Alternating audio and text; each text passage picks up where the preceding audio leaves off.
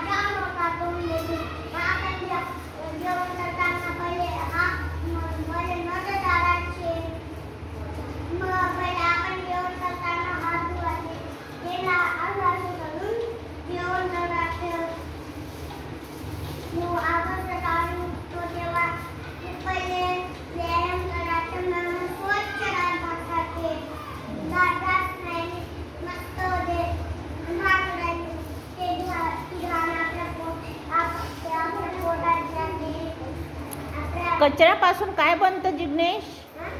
कचऱ्यापासून काय बनतं? काय बनतं रे कचऱ्यापासून? काय बनतं? खत. काय बनतं?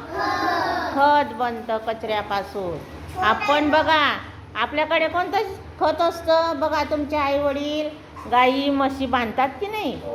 पाळतात. आपण गाई म्हशी पाळतो, मग त्याच्यापासून कोणतं खत बनतं? शेणखत. त्याला काय म्हणतात?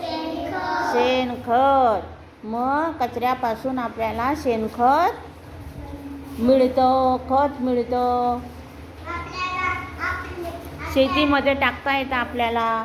बघा, जिग्नेशने आपल्याला माहिती सांगितली. टाळ्या वाजवा.